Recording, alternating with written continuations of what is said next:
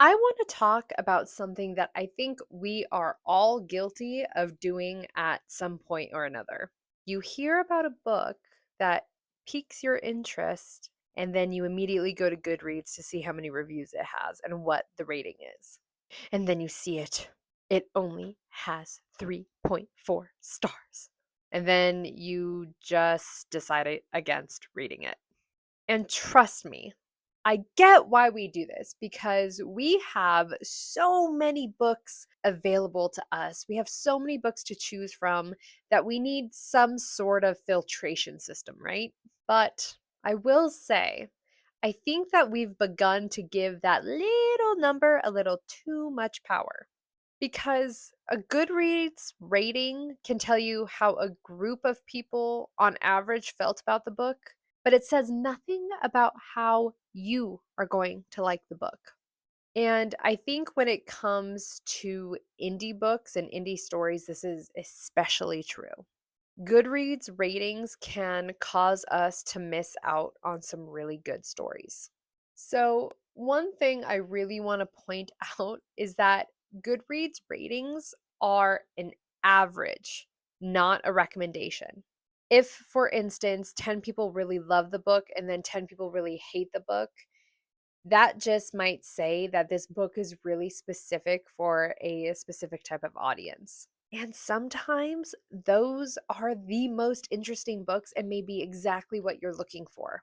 There are some books that are written to appeal to the masses, but then there are other books that are written and the authors knew exactly who they wanted to gear this towards and who they wrote the book for.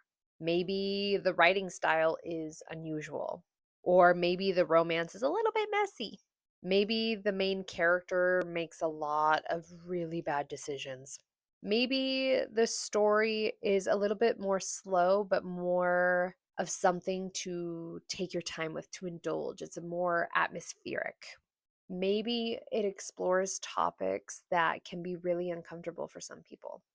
Those particular things and many other things can cause a reader to rate it 2 stars and then cause another reader to say that is one of my favorite books of all time. The average rating that you see on Goodreads doesn't show you that distinction. Another thing we need to think about is that readers rate based on multiple different factors. This is why I think we need to stop looking at ratings as a measurement of quality. One reader could be a vibes reader and give it 5 stars because they had a good time. One reader could give it 1 star because they noticed some editing issues. And someone could have rated it 1 star because they simply hated the ending. And then another person could give the book 5 stars because of that exact same ending. And sometimes books receive low ratings just because the book wasn't what the reader expected it to be, not because it wasn't written well or is of lower quality. For instance, maybe someone picked up a dark romance book and didn't realize just how dark it was. Every reader's rating is valid, but only for their own experience of the book. But just remember, their experience isn't automatically going to be your experience. So, what I think we need to do, rather than just looking at the ratings of the book, go into the reviews. I would recommend spoiler free reviews.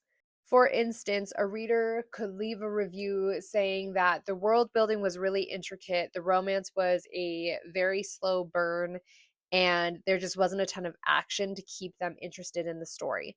But maybe this time around, you are looking for a cozy, atmospheric, slow burn romance.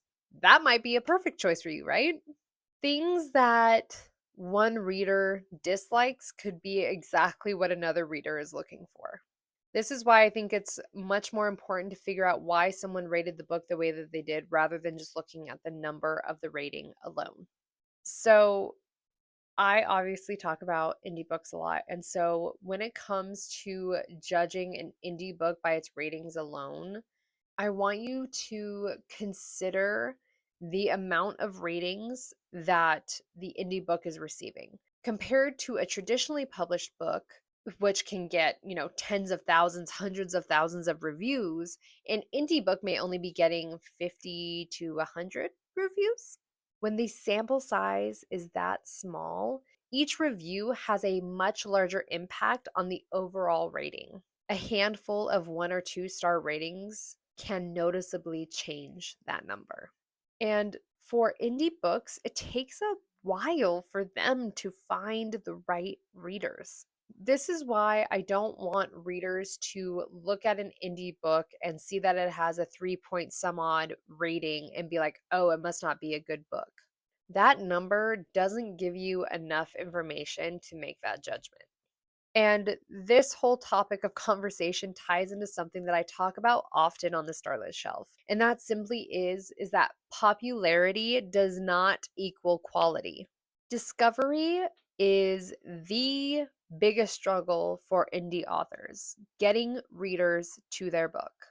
The books that we see online tend to be the ones that people read more often. The more people review them, the more people talk about them. The more people talk about them, the more people discover them. Meanwhile, another book that could be absolutely incredible only has 30 ratings because hardly anybody knows that it even exists. Visibility can create momentum, and lack of visibility can make a book look like nobody is interested in it. Neither of those things tells you how much you're going to enjoy the story. So, what should we do instead? Something I want to make clear is that I'm not saying Goodreads ratings are completely useless. I use Goodreads and I look at ratings. I'm just saying that the number shouldn't be the only factor that you're taking into consideration when choosing whether or not to read a book. Read the synopsis, look at the tropes that are included, read some of the positive reviews, and read some of the negative reviews. Pay attention to the reasons why people liked or disliked the book. Look at content warnings if those matter to you, and even read a sample if one is available. And most importantly, ask yourself, does this sound like something I would actually enjoy? Because ultimately, that's the only thing that matters. I don't need thousands of readers agreeing that a book is good in order for me to want to read it. And quite frankly, some of my favorite reading experiences came from reading books that weren't already universally loved. We need to remember that books are art, and art is very subjective. A book that has a 4.8-star rating might bore you to death. A 3.4-star book might be your favorite book of the year. So the next time you find a book that you think sounds incredible and then you go to Goodreads, look it up, and see that the rating isn't good, don't immediately close the tab.